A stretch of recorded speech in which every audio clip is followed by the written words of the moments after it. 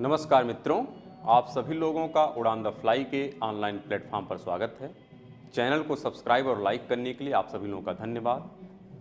पर्यावरण के टॉपिक में हम लोगों ने कई बिंदुओं पर डिटेल में डिस्कशन किया है और जो हमारा वर्तमान में टॉपिक चल रहा है वह पृथ्वी सम्मेलन से प्रारंभ हुए 3 अलग अलग प्लेटफॉर्म की हम लोग डिटेल में डिस्कशन कर रहे हैं, जिस पे सबसे पहले हम लोगों ने एजेंडा 21 का डिस्कशन किया, जो कालांतर में बदलकर मिलेनियम डेवलपमेंट गोल और वर्तमान में सस्टेनेबल डेवलपमेंट गोल के रूप में हमारे सामने उपस्थित है। उसी पृथ्वी सम्मेलन के दौरान जो सबसे पहला विंग्स था उसका नाम था मरुस्थलीकरण और उससे संबंधित जो प्रतिबद्ध निकाय था उसका पूरा नाम था UNCCD और उस पर भी हम लोगों ने डिटेल में डिस्कशन पूरा कर लिया है। आज जो हमारे डिस्कशन का बिंदु है वह है जलवायु परिवर्तन से प्रतिबद्ध जो प्लेटफार्म है उस पर डिस्कशन करना है और आज हमारा डिस्कशन का बिंदु है UNFCCC। क्या है? UNFCCC। यह किस पे प्रतिबद्ध है? जलवायु परिवर्तन पर। जलवायु परिवर्तन। तो ध्यान रखिएगा, अगर हम लोग 72 से शुरू करें, निश्चयवाद संभववाद, बीच में जब सामंजस्य स्थापित किया गया तो स्टॉकहोम सम्मेलन का आयोजन किया गया था और उसी कड़ी में जब हम आगे बढ़े थे तो वर्टलैंड की रिपोर्ट आई थी और फिर और आगे बढ़े थे तो IPCC का असेसमेंट रिपोर्ट 1 आया 1990 में और उसी रिपोर्ट को आधार मान करके 1992 में सबसे पहले पृथ्वी सम्मेलन का आयोजन किया गया था रियो डी जेनेरियो में और वहीं पर 3 अलग अलग निकाय की व्यवस्था की गई थी और उसी में जो दूसरी निकाय सबसे महत्वपूर्ण है उसी का नाम है जलवायु परिवर्तन से प्रतिबद्ध UNFCCC, United nation framework convention on climate change. इसी का हम लोग डिटेल में डिस्कशन करेंगे। तो सबसे पहले ये जानते हैं कि UNFCCC की नींव कब पड़ी थी? तो 1992 में, लेकिन जो इसका औपचारिक फॉर्मेलिटीज़ पूरी की गई है 1994 में। कब पूरी गई है? 1994 में इसका फाउंडेशन पड़ा है। तो अगर आपसे पूछा जाए कि फाउंडेशन कब है, तो फाउंडेशन है 1994 में। पूरा नाम United nation framework convention on climate change. किससे संबंधित यह कार्य करती है? जलवायु परिवर्तन से संबंधित जितने भी प्रमुख बिंदु हैं उन सभी बिंदुओं पर डिटेल में यहाँ अध्ययन किया जाता है और उससे संबंधित जो नीतियाँ होती हैं, पॉलिसीज होती हैं, उसका यहाँ पर निर्माण किया जाता है, जिससे प्रतिबद्ध जो सदस्य राष्ट्र हैं वह इसके द्वारा बनाई गई नीतियों का पालन करें।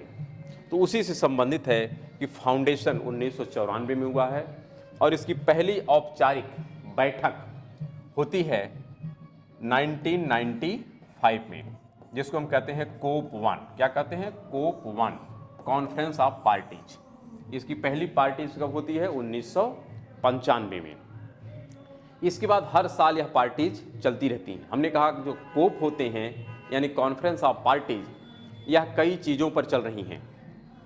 तो हम जैसे बात करें, जैव विविधता से संबंधित भी कोप होता है, मरुस्थलीकरण से संबंधित भी कोप होता है, ओजोन क्षरण से संबंधित भी कोप होता है और जलवायु परिवर्तन से संबंधित भी कोप होती हैं। यानी हर होने वाली वैश्विक स्तर की जो अंतर्राष्ट्रीय समिति, एक प्रकार से हम कह सकते हैं बैठक होती है, उसको हम लोग कोप के नाम से ही कह देते हैं, यानी कॉन्फ्रेंस ऑफ पार्टीज।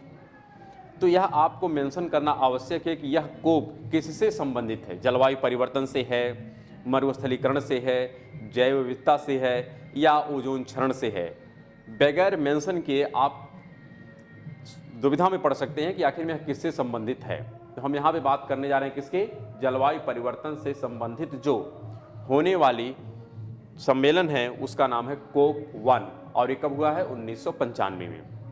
मरुस्थलीकरण का जो कोप है यह प्रत्येक 2 वर्षों पर होता है, लेकिन इसका कोप हर साल होता है, यानी हम कह सकते हैं प्रत्येक वर्ष कोप का आयोजन होता है। तो ध्यान रखिएगा, प्रत्येक वर्ष कोप का आयोजन किया जाता है। कब शुरू किया गया है? 1995 में। अगर पूछा जाए नींव कब पड़ गई थी, यानी इसकी शुरुआत करने की घोषणा कब कर दी गई थी? 92 में। लेकिन ऑफिशियल इसका जो स्थापना किया गया कब किया गया है? 94 में किया गया है और पहला कोप कब हुआ है? 1995 में हुआ है। तो यहाँ तक तो बात स्पष्ट है, कोई दिक्कत तो होने वाली है नहीं। आगे जब बढ़ते हैं तो आपको याद होगा कि 1995 में ही IPCC की दूसरी रिपोर्ट आ गई थी। किसकी? IPCC। जो IPCC है, inter governmental panel on climate change, इसका AR2 असेसमेंट रिपोर्ट 2 प्रकाश में आ गया था 1995 में। पहला कब आया था? 90 में।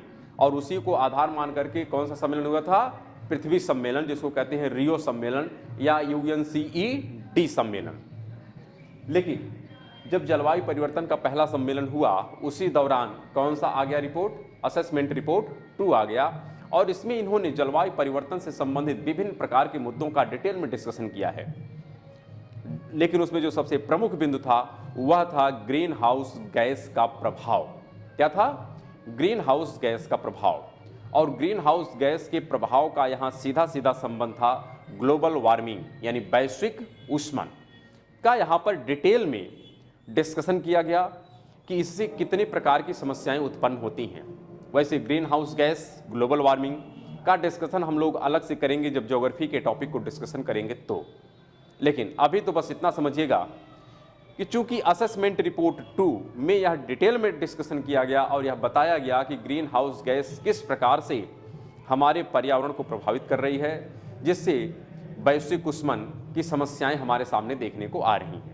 उन्हीं समस्याओं के समाधान के लिए 1997 में एक प्रमुख सम्मेलन का आयोजन होता है जापान के क्योटो शहर में। कहाँ पर होता है? जापान के क्योटो शहर में। तो ध्यान रखिएगा, UNFCCC का हर साल होगा, लेकिन हर साल का महत्वपूर्ण नहीं है। पहला याद कर लीजिए 95 में, दूसरा महत्वपूर्ण है नहीं जो 96 में हुआ था, तीसरा महत्वपूर्ण है जो है क्योटो शहर में जापान में हुआ है। तो ध्यान रखिएगा, अगला जो सम्मेलन है उसका नाम है क्योटो शहर में। कौन सा हुआ है? क्योटो में हुआ है। तो उसके बारे में देख लेते हैं, यानी कोप नंबर 3। तो यहां पर हम लिख लेते हैं, यानी 1997 में होता है कोप 3। कहां पर होता है? क्योटो। क्योटो कहां पर है? जापान में। यहां पर सम्मेलन होता है। तो बहुत से लोग इस 1997 वाले सम्मेलन को क्योटो सम्मेलन के नाम से जानते हैं, क्योटो प्रोटोकॉल। क्या कहते हैं? Kyoto protocol. लेकिन इसके और भी नाम हैं। इसी को हम लोग कभी कभी कह देते हैं पृथ्वी 2 सम्मेलन। क्या नाम दे देते हैं? पृथ्वी 2 सम्मेलन। इसका और नाम है पृथ्वी 2 सम्मेलन। आपसे पूछा जाता है कि किसे पृथ्वी 2 सम्मेलन कहते हैं? इसी को एक नाम और देते हैं और वह हम कह सकते हैं +5 समिट। क्या कहते हैं? +5 समिट। यहां +5 समिट का मतलब है कि रियो के ठीक 5 साल बाद हुआ। रियो कब हुआ था? 92 में। उसके ठीक 5 साल बाद कौन हुआ है? क्योटो सम्मेलन हुआ है। इसलिए इसी को कुछ बहुत भूगोलविद क्या कह देते हैं? +5 समिट कह देते हैं। जबकि इसी का एक और नाम है, उसको कहते हैं पृथ्वी 2 सम्मेलन, क्योंकि पृथ्वी सम्मेलन का एक प्रकार से जो विस्तृत रूप है वह फिर से 97 में सामने आता है। डिटेल में डिस्कशन किया जाता है और इसी को हम लोग क्योटो प्रोटोकॉल के नाम से भी जाते हैं। क्योटो कहाँ पर है? जापान में। यानी जलवायु परिवर्तन से संबंधित तीसरा जो सम्मेलन हुआ था जापान के क्योटो शहर में आयोजित किया गया था। इसी को हम लोग पृथ्वी 2 सम्मेलन या +5 समिट के नाम से भी जानते हैं। यहाँ पर क्या व्यवस्था की गई? समस्या तो समझ में आ गई कि असेसमेंट रिपोर्ट 2 में ग्रीन हाउस गैस के इफेक्ट के बारे में चर्चा की गई थी। उसके कारण कौन कौन सी समस्याएं देखने को आई थी? वैश्विक ऊष्मन। और वैश्विक ऊष्मन से बहुत प्रकार की समस्याएं आगे आप देखेंगे, जब पढ़ेंगे तो हम डिस्कस करेंगे। लेकिन उसी के समाधान के लिए यहाँ पर सम्मेलन किया जाता है कि किस प्रकार से हम ग्रीन हाउस गैस को नियंत्रित करें। उसी के बारे में यहाँ पर डिटेल में चर्चा की गई है। इसलिए क्योटो प्रोटोकॉल हम कह सकते हैं जलवायु परिवर्तन से संबंधित एक की स्टोन है, जहां से हम कह सकते हैं कि जलवायु परिवर्तन से संबंधित मुद्दों को हम लोग कंट्रोल करने का प्रयास करते हैं। तो आइए समझने का प्रयास करते हैं कि क्योटो प्रोटोकॉल में कौन कौन से बिंदु डिस्क्राइब किए गए थे जिसके माध्यम से हम लोग ग्रीन हाउस गैस को नियंत्रित कर सकें।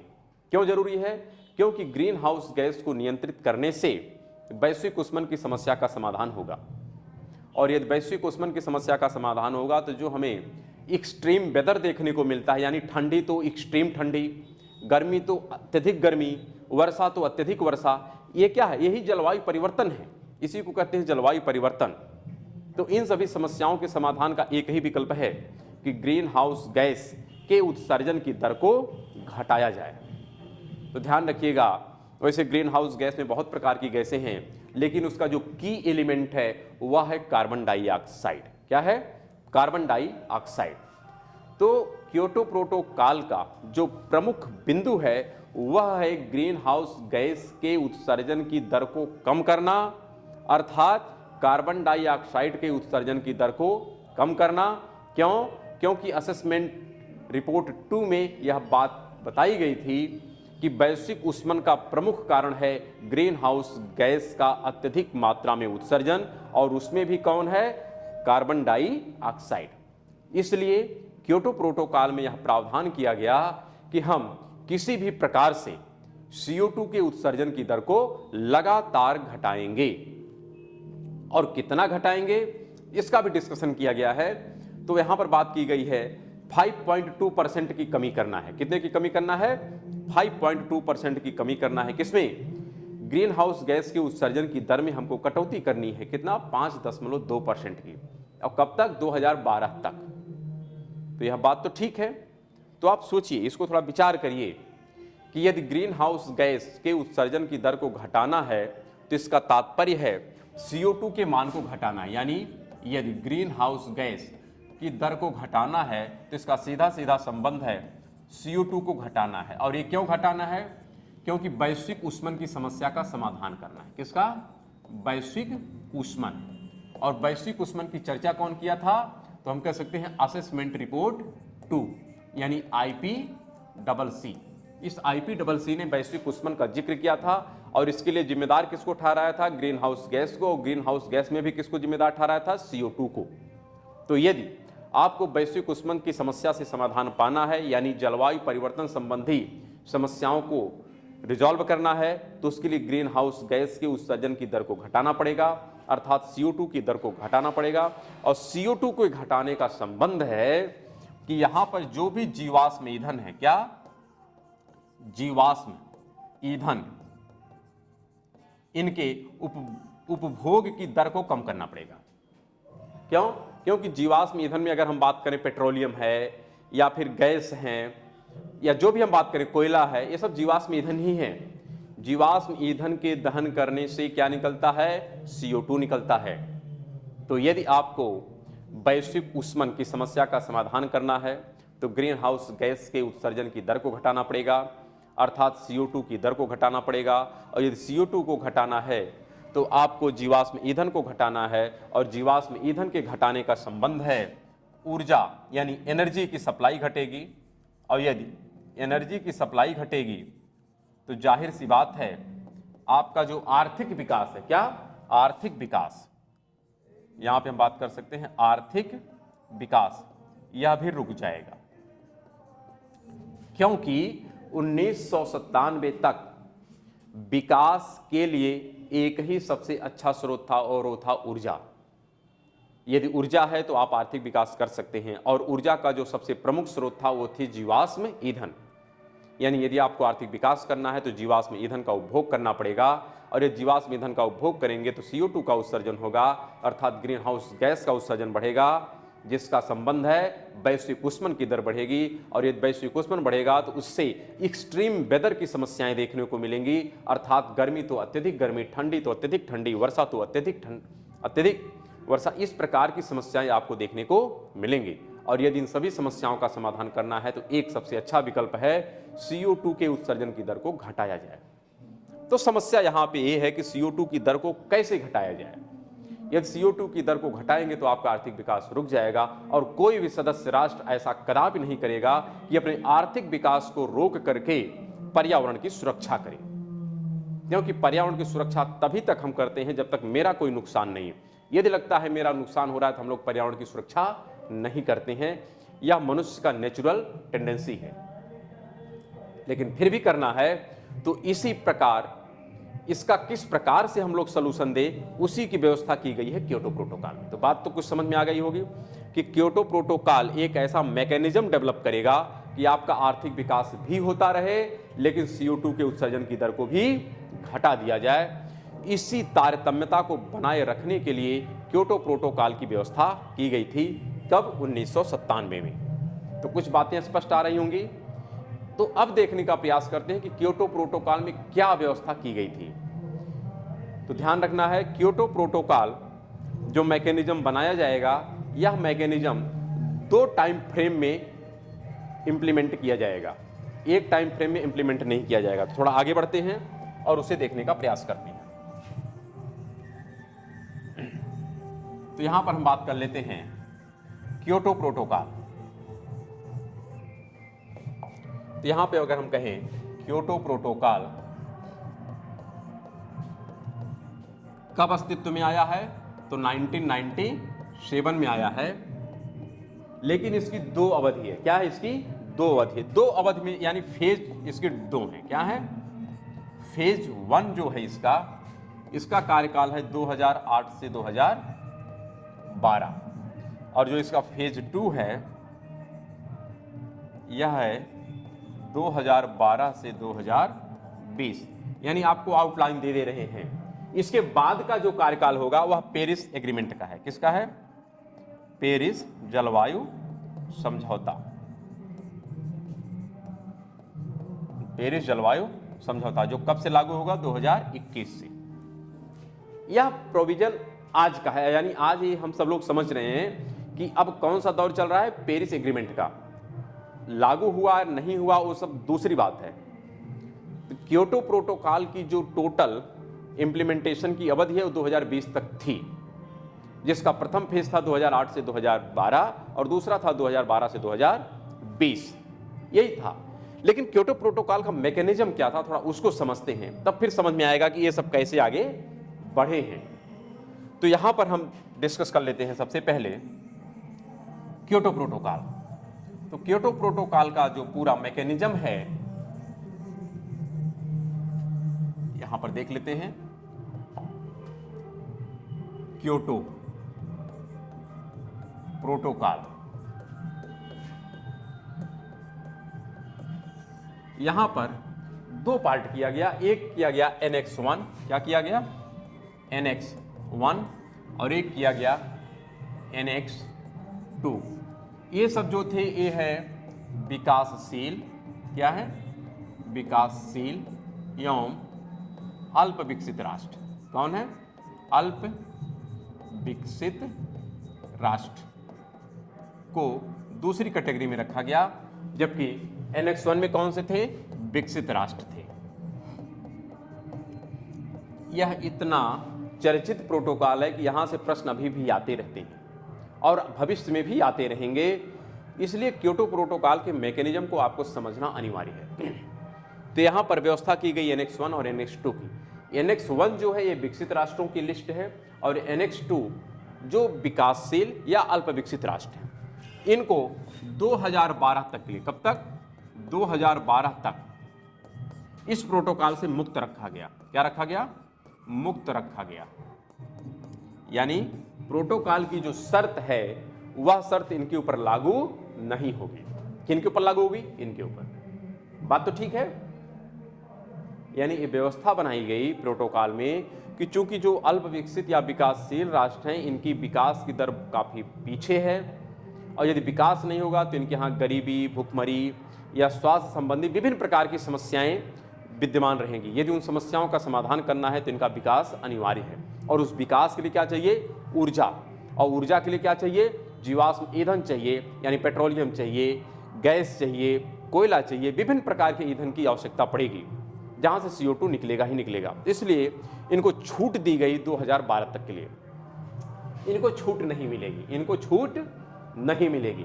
तो ध्यान रखिएगा, इसमें क्या व्यवस्था है कि हमको 5.2% की कटौती करना है ग्रीन हाउस गैस के उत्सर्जन में। कब तक? 2012 तक। कब तक करनी है? 2012 तक। और कब से? 1990 की तुलना में। देखिए 1990 में जितना भी ग्रीन हाउस गैस का उत्सर्जन होता था उससे 5.2% की आपको कटौती करनी है। कब तक? 2012 तक। लेकिन यह किसके ऊपर लागू होगा? विकसित राष्ट्रों के ऊपर। तो जाहिर सी बात है, यदि आप इस प्रकार के प्रावधान लागू करेंगे कि एक के ऊपर लागू हुआ, एक के ऊपर लागू नहीं हुआ, तो जाहिर सी बात है इस प्रकार का कोई भी मैकेनिज्म अस्तित्व में नहीं आ सकता है। फिर भी यह अस्तित्व में आया, तो इसके लिए कुछ व्यवस्था तो बनाई गई होगी सुंदर, कि CO2 के उत्सर्जन की दर भी घट जाए और उस पर्टिकुलर राष्ट्र का आर्थिक विकास भी होता रहे। तो यहां पर कुछ बिंदु बताए गए कि यह कैसे संभव है कि आर्थिक विकास भी जारी रहेगा और आप CO2 के उत्सर्जन की दर को भी घटा सकते हैं। पहला एग्जाम्पल देखते हैं कैसे यह संभव हुआ। जो सबसे पहला बिंदु बताया गया है वह है कार्बन क्रेडिट एवं कार्बन ट्रेडिंग। कार्बन क्रेडिट एवं कार्बन ट्रेडिंग का प्रावधान किया गया। यहां पे कहा गया कि जो विकासशील राष्ट्र हैं, यहां पे बहुत सारी इंडस्ट्रीज होंगी जो कुछ न कुछ कार्बन का उत्सर्जन करती हैं। यदि वह पर्टिकुलर इंडस्ट्री अपने यहाँ मैनेजमेंट को व्यवस्थित करके या विभिन्न प्रकार के डेवलपमेंट करके यदि वह कार्बन के उत्सर्जन की दर को घटाता है, तो उसके अकाउंट में कुछ कार्बन का क्रेडिट होगा, यानी उसके स्टॉक में कुछ कार्बन आएगा और उस कार्बन को चाहे तो वह बेच सकता है। क्या करे? बेच सकता है। मान लेते हैं मेरे पास कोटा है 100 यूनिट का। कितना है? 100 यूनिट कार्बन उत्सर्जन का मेरे पास कोटा है और हमने अपनी व्यवस्थाओं को व्यवस्थित करके टेक्नोलॉजी सब कुछ करके हमने 90 यूनिट में ही पूरे साल का खर्चा कर लिया। 10 यूनिट मेरे पास शेष रह गया। उस 10 यूनिट को हम चाहें तो बेच सकते हैं। क्या कर सकते हैं? बेच सकते हैं। और वह कौन खरीदेगा? ये विकसित राष्ट्र। क्या करेंगे? विकसित राष्ट्र उस कार्बन के यूनिट को खरीद सकते हैं। तो यानी इस प्रकार की व्यवस्था बनाई गई कि ये लोग अपने यहाँ कार्बन के उत्सर्जन की दर को घटा करके अपने अकाउंट में कार्बन को क्या करेंगे? स्टोर करेंगे और उस कार्बन को इनके पास बेच सकते हैं। उसी को कहते हैं कार्बन क्रेडिट और कार्बन ट्रेडिंग। इनके यहाँ क्रेडिट होगा और वह फिर इनके यहाँ बेचा जाएगा। ये लोग उसके एवज में आपको क्या करेंगे? पैसा देंगे। तो देखिए, एट द एंड पूरे विश्व से कार्बन का उत्सर्जन तो घटा, चाहे पैसे के लालच में या कुछ भी, क्योंकि विकासशील या अल्प विकसित राष्ट्र की जो कंपनियां हैं अपने यहाँ कार्बन के उत्सर्जन की दर को घटाएंगी। क्यों घटाएंगी? क्योंकि उसके बदले में उनको कुछ पैसा मिलेगा। और ये लोग इसलिए घटाएंगे क्योंकि इनको टारगेट दिया गया है और यदि ये अपने कोटा को पूरा नहीं करते हैं, अपने टारगेट को पूरा नहीं करते तो इनके ऊपर पेनाल्टी लगाई जाएगी। क्या की जाएगी? पेनाल्टी। क्यों? क्योंकि ये लोग पहले से ही इतना ईंधन का इस्तेमाल कर लिए हैं कि ये लोग क्या हो चुके हैं? डेवलप्ड हो चुके हैं। ये लोग डेवलप हैं और यदि डेवलप हैं तो इनके ऊपर कोई भी नियम कानून लागू किया जा सकता है।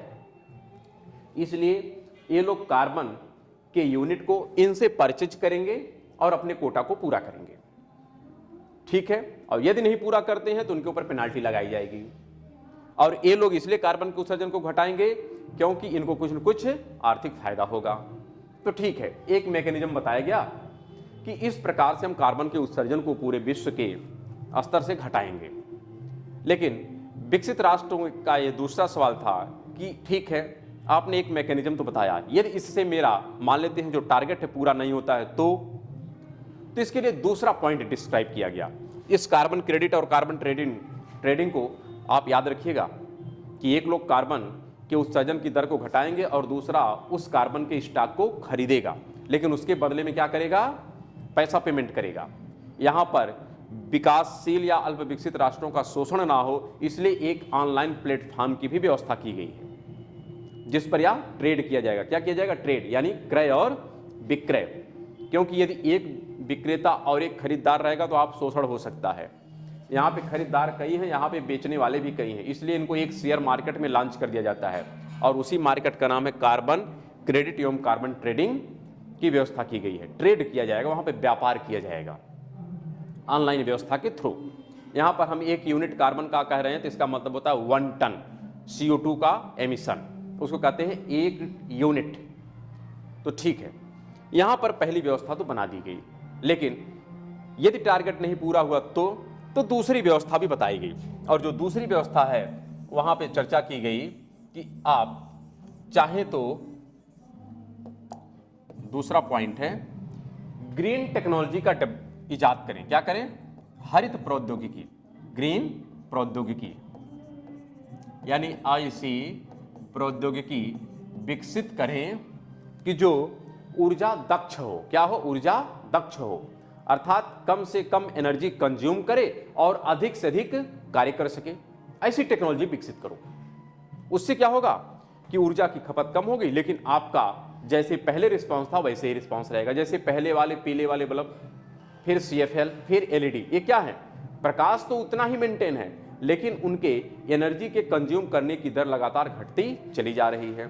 उसी प्रकार बहुत से जैसे टीवी हैं, फ्रिज हैं, कूलर हैं, बहुत से इलेक्ट्रॉनिक डिवाइस हैं या फिर हमारे जो मोटर व्हीकल्स हैं, ये एनर्जी अब कंज्यूम कम करते हैं, लेकिन उनके कार्य करने की क्षमता पहले से ज़्यादा है।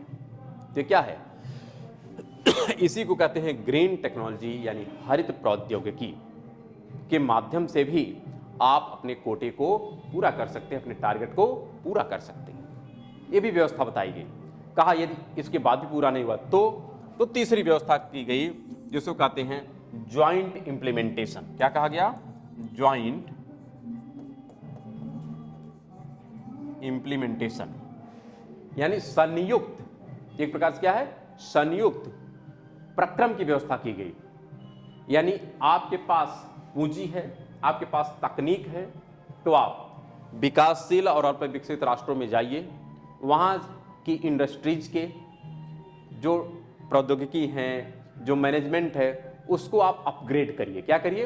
अपग्रेड करिए, और उससे जो कार्बन का एमिशन स्टॉक होगा या जो बचेगा वह आपके खाते में ऐड हो जाएगा। तो चाहे आप कार्बन के उत्सर्जन की दर को अपने देश में घटाएं या आप किसी अन्य राष्ट्र में जाकर के वहां के प्रौद्योगिकी की, वहां के मैनेजमेंट को सुधार करके भी कार्बन के उत्सर्जन की दर को घटा करके आप अपने खाते में जोड़ सकते हैं।